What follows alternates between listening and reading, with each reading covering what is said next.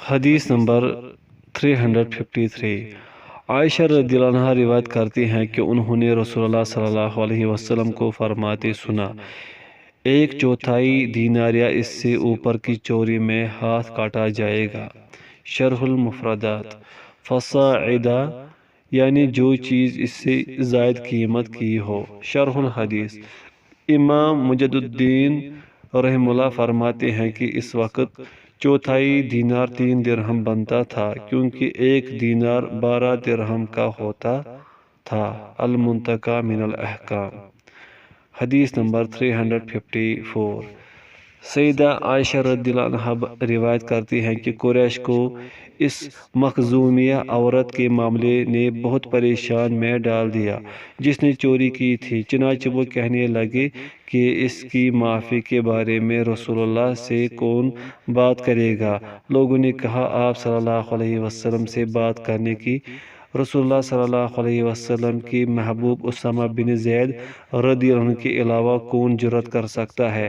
چنانچہ اسامہ رضی اللہ عنہ نے آپ صلی اللہ علیہ وسلم سے بات کی تو آپ نے فرمایا، کیا تو اللہ تعالیٰ کی قائم کردہ حدود میں سے ایک حد کے بارے میں سفارش کر رہا ہے؟ پھر آپ صلی اللہ علیہ وسلم کھڑے ہوئے خطبہ دیا اور فرمایا، تم سے پہلے لوگ صرف اسی وجہ سے ہلاک ہو گئے کہ جب کوئی با اثر شخص چوری کرتا تو وہ اسے چھوڑ دیتے، لیکن جب ان میں کوئی کمزور شخص چوری کرتا تو وہ اس پر حد قائم کرتے، اور ہاں اللہ کی قسم اگر فاطمہ بنت محمد صلی اللہ علیہ وسلم بھی چوری کرتی تو میں اس کا بھی ہاتھ کاٹتا۔ ایک روایت میں ہے کہ وہ عورت ادھار سامان دیا کرتی تھی اور پھر مکر جایا کرتی تھی، تو نبی صلی اللہ علیہ وسلم نے اس کا ہاتھ کاٹنے کا حکم فرمایا۔ شرح المفردات۔ اہمہم، پریشانی میں ڈالنے کا مطلب یہ ہے کہ اس عورت کے چوری کرنے کی وجہ سے وہ پریشان اس لیے ہو گئے تھے کہ اگر ہمارے قبیلے کی عورت چور ثابت ہو گئی اور اس کا ہاتھ کاٹ دیا گیا تو ہماری ناک کٹ جائے گی اور بہت رسوائی ہوگی۔ یجتریء، جرأت کرے گا، ہمت کرے گا، حوصلہ کرے گا۔ واحد مذکر غائب، فعل مضارع معلوم، باب افتعال۔ حب، یہ بمعنی حبیب اور محبوب ہے۔ واحد مذکر صفت مشبہ، باب نصر ینصر۔ الشریف، با اثر، رتبہ و حیثیت کا مالک، اثر و رسوخ کا حامل۔ واحد مذکر صفت مشبہ، باب کرم یکرم۔ الضعیف، کمزور، ناتواں، غریب، کم درجہ، کم حیثیت والا۔ واحد مذکر صفت مشبہ، باب کرم یکرم۔ تجحد، مکر جاتی تھی اور مال دبا لیا کرتی تھی۔ واحد مونث غائب، فعل مضارع معلوم، باب فتح یفتح۔ شرح الحدیث۔ جناب رسالت مآب صلی اللہ علیہ وسلم نے قیام عدل کی کیا ہی خوبصورت مثال قائم فرما دی کہ حدود اللہ کے نفاذ کے لیے اپنی صاحبزادی سے بھی رعایت نہ برتنے کا فرما کر لوگوں کو بتلا دیا کہ حدود اللہ کے نفاذ میں جب سیدہ خاتون جنت کو بھی استثناء حاصل نہیں ہے تو پھر دیگر لوگوں کو میں کیسے معافی دے سکتا ہوں؟ اپنے اس عالی شان فرمان کے ذریعے آپ نے یہ تعلیم دی کہ بلا تفریق و امتیاز نفاذ حکم شریعت ہی سے عدل کا قیام ممکن ہے، اور عدل کے قیام سے ہی امن کا قیام مشروط ہے۔ باب شراب کی حد سزا کا بیان۔ حدیث نمبر 355۔ سیدنا انس بن مالک رضی اللہ عنہ روایت کرتے ہیں کہ نبی صلی اللہ علیہ وسلم کے پاس ایک آدمی لایا گیا جس نے شراب پی رکھی تھی، تو آپ صلی اللہ علیہ وسلم نے اسے چھڑی کے ساتھ 40 کوڑے لگائے۔ راوی بیان کرتے ہیں کہ سیدنا ابوبکر رضی اللہ عنہ نے بھی اپنے عہد خلافت میں ایسا ہی کیا، لیکن جب سیدنا عمر رضی اللہ عنہ کا دور آیا تو انہوں نے اس بارے میں لوگوں سے مشورہ لیا، تو عبد الرحمن بن عوف رضی اللہ عنہ نے کہا، حدود میں سے خفیف ترین حد 80 کوڑے ہے، چنانچہ عمر رضی اللہ عنہ نے اسی کا حکم دے دیا۔ شرح المفردات۔ جریدۃ، کھجور کے درخت کی چھڑی۔ اخف سب سے ہلکی اور کم تر سزا، واحد مذکر اسم تبذیل، باب ضرب یضرب۔ شرح الحدیث، سیدنا علی رضی اللہ عنہ نے ولید بن عقبہ کو شراب نوشی کے جرم میں 40 کوڑے لگائے اور پھر فرمایا نبی صلی اللہ علیہ وسلم اور ابوبکر رضی اللہ عنہ نے 40 کوڑے لگائے ہیں جبکہ عمر رضی اللہ عنہ نے 80 لگائے، البتہ یہ تمام سنت ہے۔ صحیح مسلم۔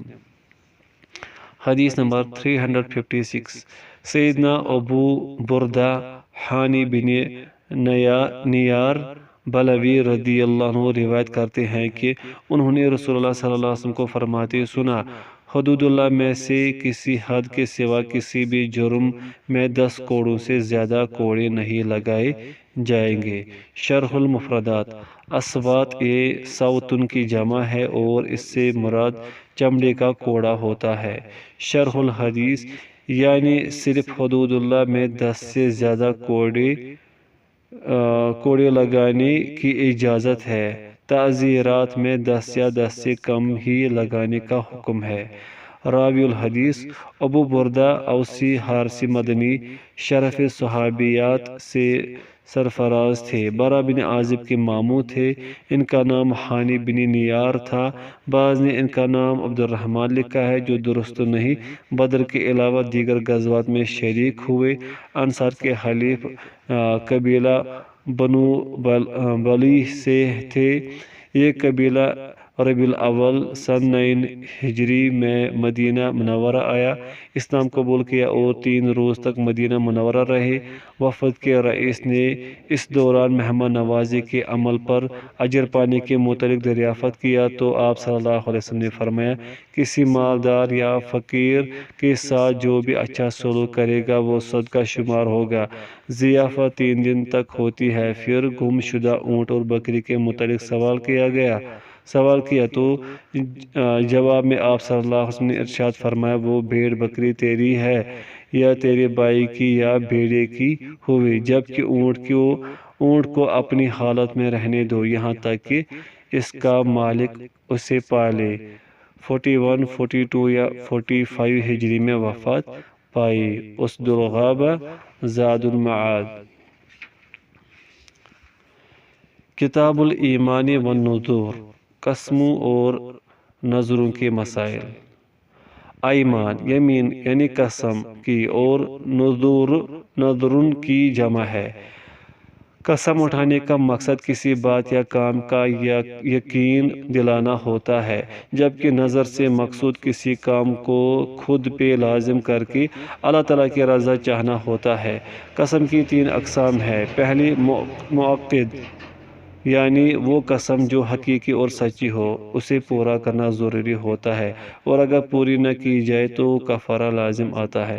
دوسری قسم غموس ہے، یعنی جھوٹی قسم، یہ اس قدر سخت گناہ ہے کہ اسے اکبر الکبائر میں شمار کیا گیا ہے۔ اور تیسری قسم لغو ہے، یعنی جو بغیر ارادے کے عادتاً قسم اٹھائی جائے، حقیقت یا جھوٹ کا اس میں کوئی دخل نہ ہو، اس پر نہ کفارہ ہوتا ہے اور نہ گناہ۔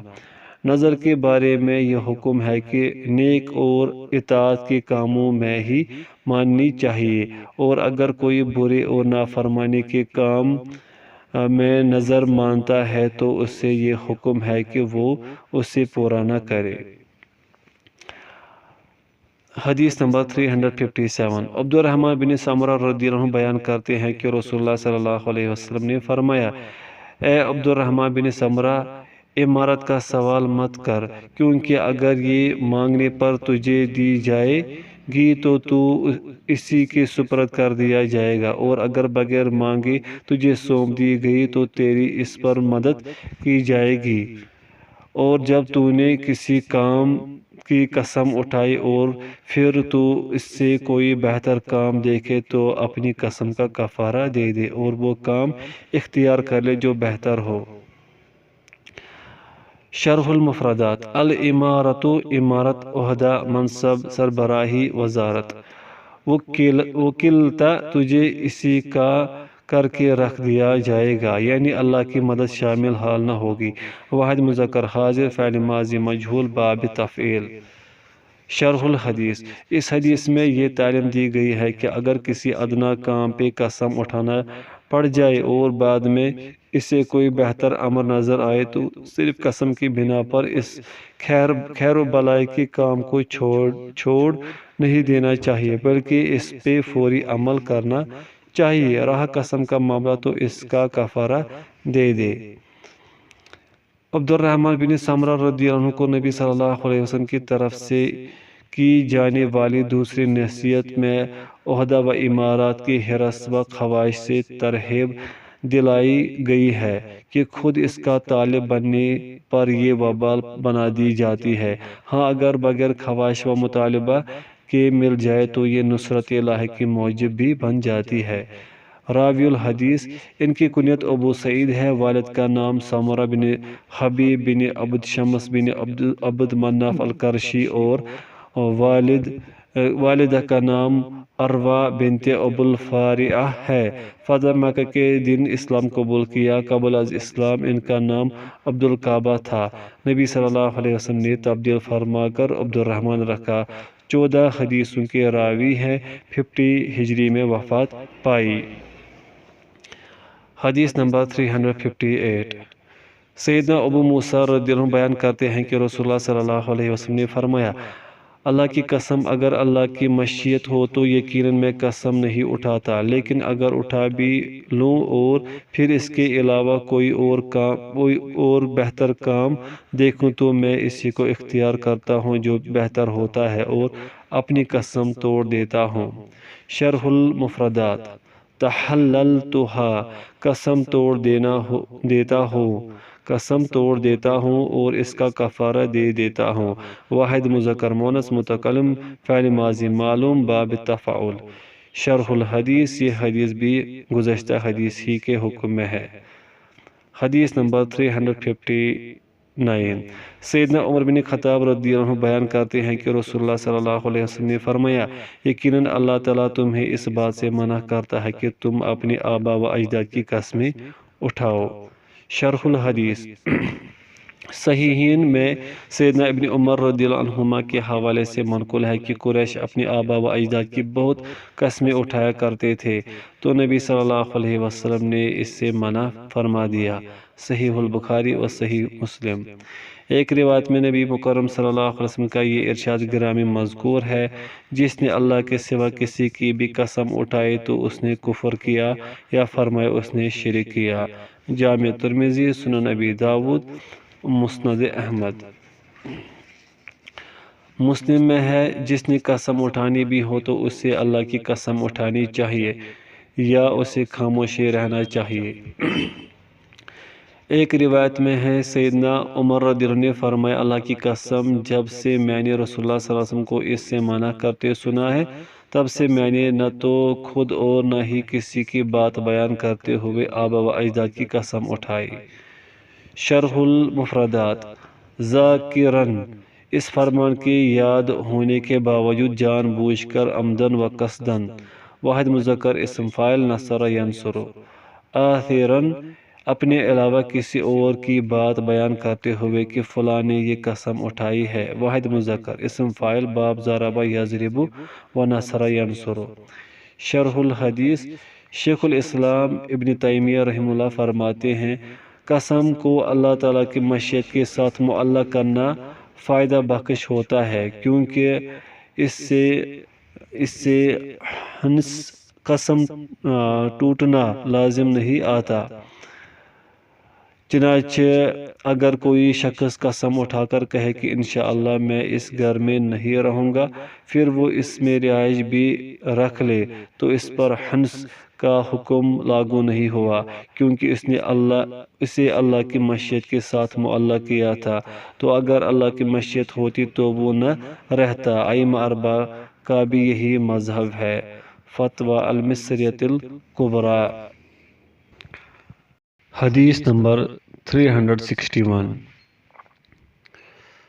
ابو ہریرہ رضی اللہ عنہ نبی صلی اللہ علیہ وسلم سے روایت کرتے ہیں کہ آپ صلی اللہ علیہ وسلم نے فرمایا، سلیمان بن داؤد علیہ السلام نے ایک مرتبہ فرمایا، آج رات میں ضرور بضرور اپنے 70 بیویوں کے پاس جاؤں گا، ان میں سے ہر عورت ایک بچہ جنے گی جو راہ خدا میں قتال کرے گا۔ ان سے کہا گیا کہ انشاءاللہ کہہ لیجئے، لیکن انہوں نے نہیں کہا۔ چنانچہ وہ ان عورتوں کے پاس گئے، لیکن ان میں سے کسی نے بھی کچھ نہ جانا سوائے ایک عورت کے کہ اس نے بھی صرف آدھا بچہ جنم دیا۔ راوی کہتے ہیں کہ رسول اللہ صلی اللہ علیہ وسلم نے فرمایا، اگر انہوں نے انشاءاللہ کہا ہوتا تو قسم بھی نہ ٹوٹتی اور مقصد بھی پورا ہو جاتا۔ آپ صلی اللہ علیہ وسلم کا یہ فرمانا کہ ان سے کہا گیا کہ انشاءاللہ کہہ لیجئے، تو آپ صلی اللہ علیہ وسلم کی اس سے مراد یہ تھی کہ فرشتے نے ان سے یہ کہا تھا۔ شرح المفردات: لأطوفن، اس سے مراد یہ ہے کہ میں ان سے جمع کروں گا۔ واحد مذکر و مؤنث متکلم، فعل مضارع مؤکد معلوم، باب نصر ینصر۔ درکن لحاجتہ، اپنے مقصد، اپنی مراد اور اپنے مطلب اور غرض کو پا لیتے۔ شرح الحدیث: اس حدیث میں دو امور بیان ہوئے ہیں، ایک تو یہ کہ انشاءاللہ کہنے سے مراد و مقصود کا حصول ممکن ہو جاتا ہے، اور دوسرا یہ کہ اگر قسم اٹھاتے ہوئے انشاءاللہ کہہ لیا جائے تو پھر اس کام کے برعکس ہونے پر بھی انسان حانث نہیں ہوگا، یعنی اس کی قسم نہیں ٹوٹے گی اور نہ ہی اسے کفارہ پڑے گا۔ حدیث نمبر 362۔ عبداللہ بن مسعود رضی اللہ عنہ بیان کرتے ہیں کہ رسول اللہ صلی اللہ علیہ وسلم نے فرمایا، جو شخص جھوٹی قسم اٹھائے کہ جس کے ذریعے وہ کسی مسلمان شخص کا مال ہتھیا لے اور وہ اس قسم میں جھوٹ بول رہا ہو، تو وہ اللہ تعالیٰ کو اس حالت میں ملے گا کہ وہ یعنی اللہ تعالیٰ اس پر سخت غصے میں ہوگا، اور یہ آیت نازل ہوئی، یقیناً جو لوگ اللہ تعالیٰ کے عہد و پیمان اور اپنی قسموں کو تھوڑی سی قیمت کے بدلے بیچ دیتے ہیں، آخر آیت تک۔ شرح المفردات: یمین صبر، اس سے مراد وہ جھوٹی قسم ہے جو انسان کو کسی کے حکم کی وجہ سے یا کسی کی زبردستی کرنے کی وجہ سے مجبوراً اٹھانی پڑے۔ شرح الحدیث: نبی مکرم صلی اللہ علیہ وسلم نے کبیرہ گناہوں کا ذکر کرتے ہوئے یمین غموس، جھوٹی قسم کو بھی اس میں شمار کیا۔ صحابہ رضی اللہ عنہم نے عرض کیا، اے اللہ کے رسول، یمین غموس کیا ہے؟ آپ صلی اللہ علیہ وسلم نے فرمایا، جس کے ذریعے کسی مسلمان شخص کا مال ہڑپ کیا جائے۔ صحیح البخاری، جامع ترمذی، سنن نسائی۔ ایک روایت میں لقی اللہ وہو اجزم کے الفاظ ہیں، یعنی وہ اللہ تعالیٰ کو اس حالت میں ملے گا کہ وہ کوڑھی ہوگا۔ سنن نبی داؤد۔ حدیث نمبر 363۔ سیدنا اشعث بن قیس رضی اللہ عنہ بیان کرتے ہیں کہ میرا اور ایک شخص کا کنویں کے بارے میں جھگڑا چل رہا تھا۔ ہم اپنا جھگڑا رسول اللہ صلی اللہ علیہ وسلم کے پاس لے کر آئے تو رسول اللہ صلی اللہ علیہ وسلم نے فرمایا، تو دو گواہ لا یا وہ قسم اٹھائے گا۔ میں نے کہا، وہ تو قسم اٹھا لے گا، اسے کوئی پرواہ نہیں ہے۔ رسول اللہ صلی اللہ علیہ وسلم نے فرمایا، جو شخص کسی کا مال ہتھیانے کے لیے جھوٹی قسم اٹھائے کہ جس کے ذریعے وہ کسی مسلمان شخص کا مال ہتھیا لے اور وہ اس قسم میں جھوٹ بول رہا ہو، تو وہ اللہ تعالیٰ کو اس حالت میں ملے گا کہ وہ یعنی اللہ تعالیٰ اس پر سخت غصے میں ہوگا۔ شرح المفردات: لا یبالی، وہ پرواہ نہیں کرتا، یعنی وہ قسم اٹھانے کو تو معمولی سا کام سمجھتا ہے۔ واحد مذکر غائب، فعل مضارع منفی معلوم، باب مفاعلہ۔ غضبان، بہت زیادہ غصے ہونا، اسم مبالغہ، باب سمع یسمع۔ شرح الحدیث: اس حدیث میں یمین صبر یعنی ایسی جھوٹی قسم جس کے ذریعے کسی کا حق غصب کیا جائے، کسی کا مال ہتھیایا جائے یا کسی کے زیر ملکیت کسی بھی چیز پہ قبضہ کرنے والے کا اخروی انجام بیان کیا گیا ہے۔ راوی الحدیث اشعث بن قیس رضی اللہ عنہ کی کنیت ابو محمد تھی۔ والد کا نام قیس بن معدی کرب بن معاویہ تھا۔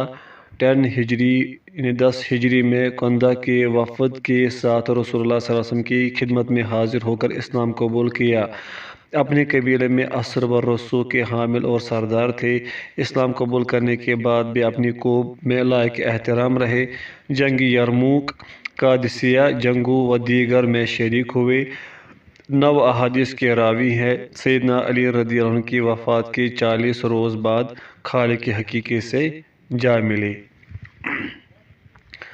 حدیث نمبر 364 سیدنا ثابت بن ضحاک انصاری رضی اللہ عنہ روایت کرتے ہیں کہ انہوں نے درخت کے نیچے رسول اللہ صلی اللہ علیہ وسلم سے بیعت کی اور رسول اللہ صلی اللہ علیہ وسلم نے فرمایا، جو شخص جھوٹ بولتے ہوئے اور جان بوجھ کر اسلام کے علاوہ کسی اور مذہب کی قسم اٹھائے تو وہ ویسا ہی ہوگا جیسے اس نے کہا، اور جو شخص اپنے آپ کو کسی چیز سے قتل کر لے تو اسے روز قیامت اسی چیز کے ساتھ عذاب سے دوچار کیا جائے گا، اور کسی آدمی پر اس چیز میں نظر ماننا جائز نہیں ہے جس کا وہ مالک نہ ہو۔ ایک روایت میں ہے، مومن کو لعنت کرنا اسے قتل کر دینے کے مترادف ہے۔ ایک اور روایت میں ہے، جو شخص کوئی جھوٹا دعویٰ کرے تاکہ وہ اس کے ذریعے اپنے مال میں اضافہ کر سکے تو اللہ تعالیٰ اس کے لیے قلت کے سوا کسی چیز میں اضافہ نہیں کرتا۔ شرح المفردات تحت الشجرۃ، اس سے مراد بیعت رضوان ہے کہ جب حدیبیہ کے مقام پر رسول اللہ صلی اللہ علیہ وسلم نے سیدنا عثمان رضی اللہ عنہ کو ابو سفیان اور دیگر عمائدین مکہ کی جانب پیغام دے کر بھیجا تو قریش نے انہیں قید کر لیا، لیکن مسلمانوں میں یہ خبر مشہور ہو گئی کہ انہوں نے عثمان رضی اللہ عنہ کو شہید کر دیا ہے، تو ان کا بدلہ لینے کے لیے رسول اللہ صلی اللہ علیہ وسلم نے اپنے صحابہ رضی اللہ عنہم سے درخت کے نیچے جو بیعت لی تھی، اسی کو بیعت رضوان کہتے ہیں۔ لیتکثر، تاکہ وہ اپنے مال میں اضافہ کر سکے، اس کے ذریعے فخر کر سکے اور اترا سکے۔ واحد مذکر غائب فعل امر معلوم باب تفاعل۔ شرح الحدیث، اس حدیث میں 4 امور بیان ہوئے ہیں۔ پہلے امر کی تشریح میں رسول اللہ صلی اللہ علیہ وسلم کا یہ فرمان ملاحظہ ہو، جس نے قسم اٹھا کر کہا کہ میرا اسلام سے کوئی تعلق نہیں، تو اگر اس نے جھوٹ بولا ہے تو وہ ویسا ہی ہوگا جیسے اس نے کہا، اور اگر اس نے سچ کہا ہے تو پھر وہ اسلام کی طرف صحیح سالم ہرگز نہیں لوٹے گا۔ مسند احمد، سنن ابی داؤد، سنن نسائی، سنن ابن ماجہ، مستدرک للحاکم۔ دوسرے امر کے بارے میں نبی مکرم صلی اللہ علیہ وسلم کا یہ ارشاد گرامی ہے کہ جس شخص نے خود کو پہاڑ سے گرا کر ہلاک کر لیا، وہ جہنم کی آگ میں بھی خود کو پہاڑ ہی سے گراتا رہے، وہ ہمیشہ ہمیشہ کے لیے اسی میں رہے گا۔ جس نے زہر پی کر خود کو مار ڈالا تو جہنم کی آگ میں وہی زہر اس کے ہاتھ میں ہوگا اور وہ اسے پیتا رہے گا، وہ بھی اس میں ہمیشہ ہمیشہ کے لیے رہے گا۔ اور جس نے کسی آہنی آلے سے خود کو قتل کر ڈالا تو نار جہنم میں وہ اسی آلے کو گھونپتا رہے گا اور ہمیشہ ہمیشہ کے لیے اسی میں رہے گا۔ صحیح البخاری و صحیح مسلم۔ تیسرے امر کی بابت نبی کریم صلی اللہ علیہ وسلم کا فرمان ہے، جو شخص کسی ایسی چیز کی ملکیت کا دعویٰ کرے جو اس کی ہو ہی نہ، وہ ہم میں سے نہیں، اور اسے اپنا ٹھکانہ جہنم کی آگ میں بنا لینا چاہیے۔ صحیح البخاری، صحیح مسلم، مسند احمد۔ تو گویا جب غیر مملوکہ چیز کا دعویٰ کرنا ہی حرام ہے تو اس کی نظر ماننا کیوں کر جائز ہو سکتا ہے۔ چوتھے امر کے متعلق رسول مکرم صلی اللہ علیہ وسلم نے فرمایا، لعن و طعن کرنے والے نہ تو روز قیامت گواہ بن سکیں گے اور نہ ہی کسی کے سفارشی۔ صحیح مسلم۔ یعنی اللہ تعالیٰ کے وہ مقرب و برگزیدہ بندے جنہیں روز قیامت شہادت و شفاعت کے اعزاز سے نوازا جائے گا، ان میں لعن و طعن کرنے والے شامل نہیں ہوں گے۔ راوی الحدیث ثابت بن ضحاک بن خلیفہ بن ثعلبہ بن عدی بن کعب، آپ کی کنیت ابو زید تھی۔ آپ کی والدہ کا نام اسما بنت مرشدہ تھا۔ سیدنا عبداللہ بن زبیر رضی اللہ عنہ کے عہد میں آپ کی وفات ہوئی۔ باب نظر کا بیان۔ حدیث نمبر 365۔ سیدنا عمر بن خطاب رضی اللہ عنہ بیان کرتے ہیں کہ میں نے کہا، اے اللہ کے رسول، میں نے دور جاہلیت میں نظر مانی تھی کہ میں مسجد حرام میں ایک رات کا اعتکاف کروں گا۔ ایک روایت میں ہے 1 دن کا، تو کیا میں اپنی نظر پوری کروں؟ آپ صلی اللہ علیہ وسلم نے فرمایا، تم اپنی نظر کو پورا کرو۔ شرح المفردات۔ الجاہلیہ، اس سے مراد قبول اسلام سے پہلے کا دور ہے۔ شرح الحدیث، اس کے بارے میں کتاب الصوم میں نظر کے روزوں کی حدیث کے تحت بحث ہو چکی ہے۔ حدیث نمبر 366۔ سیدنا عبداللہ بن عمر رضی اللہ عنہما نبی صلی اللہ علیہ وسلم سے روایت کرتے ہیں کہ آپ صلی اللہ علیہ وسلم نے نظر سے منع کیا اور فرمایا، یقیناً یہ کوئی بلائی لے کر نہیں آتی، بلکہ یہ تو صرف بخیل سے مال نکلوانے کا ذریعہ ہے۔ شرح الحدیث۔ اس بات پر سب کا اتفاق ہے کہ جب کسی نیت اور اطاعت کے کام کی نظر مانی جائے تو وہ منعقد ہو جاتی ہے اور اسے پورا کرنا ضروری ہے، لیکن اگر معصیت و گناہ کے کام کی نظر مانی جائے تو اسے پورا کرنا جائز نہیں ہے۔ البتہ اس بات میں اختلاف ہے کہ معصیت کی نظر پوری نہ کرنے کا کفارہ پڑے گا یا نہیں۔ 3 ائمہ کا کہنا ہے کہ نہیں پڑے گا، جبکہ امام احمد رحمہ اللہ کا موقف ہے کہ اسے کفارہ ادا کرنا پڑے گا۔ الافصاح لابن حبیرہ۔ حدیث نمبر 367۔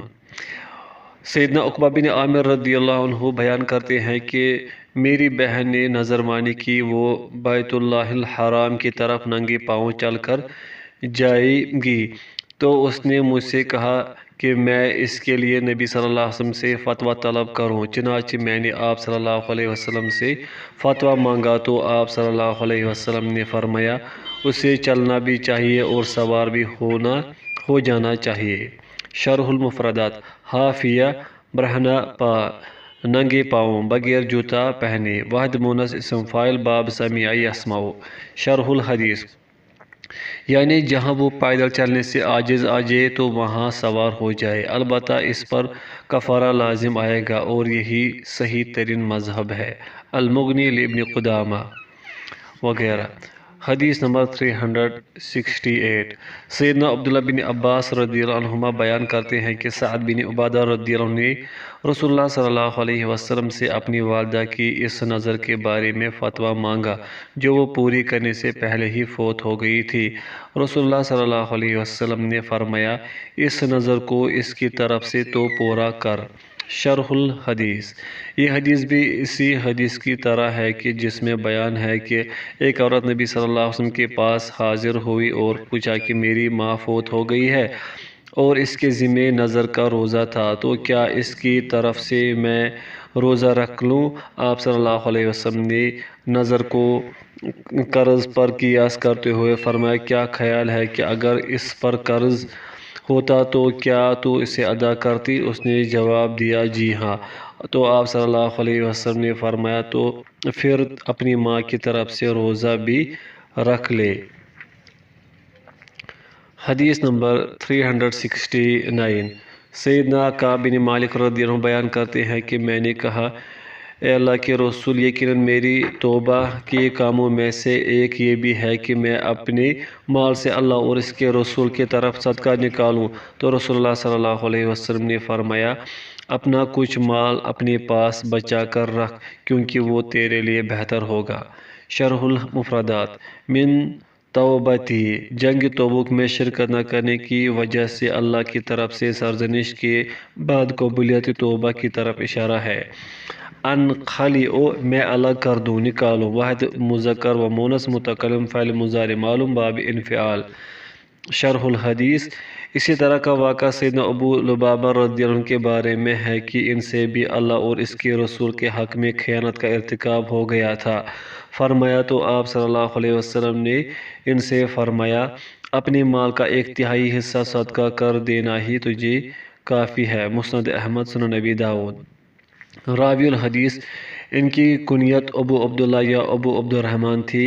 یہ ان 3 صحابہ میں سے ایک ہیں جن کی جنگ تبوک میں شریک نہ ہونے کی وجہ سے نبی صلی اللہ علیہ وسلم اور تمام صحابہ کرام رضی اللہ عنہم کے بائیکاٹ کر دینے کے بعد توبہ قبول کی گئی تھی، اور ان تینوں کے بارے میں سورۃ التوبہ کی آیت 118 نازل ہوئی تھی۔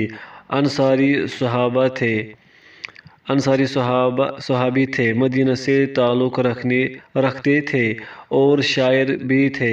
جب رسول اللہ صلی اللہ علیہ وسلم مدینہ تشریف لائے تھے تو ان کے اور طلحہ بن عبداللہ رضی اللہ عنہ کے درمیان مواخات قائم فرمائی تھی۔ صحابہ رضی اللہ عنہم میں سے 3 لوگ بڑے پائے کے شاعر ہوئے ہیں، ایک حسان بن ثابت، دوسرے عبداللہ بن رواحہ اور تیسرے کعب بن مالک رضی اللہ عنہم۔ 80 احادیث روایت کی ہے۔ آخر عمر میں آنکھوں کی بینائی جاتی رہی تھی۔ سیدنا معاویہ رضی اللہ عنہ کے عہد خلافت میں 50 ہجری میں مدینہ طیبہ میں وفات پائی۔ حدیث نمبر